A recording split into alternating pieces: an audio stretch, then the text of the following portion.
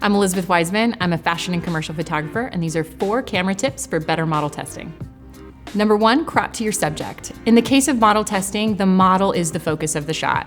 So we're not gonna worry too much about fancy environments, fancy backgrounds, or artistic compositions. What you really wanna do is crop closely to the head and make sure the model is your focus.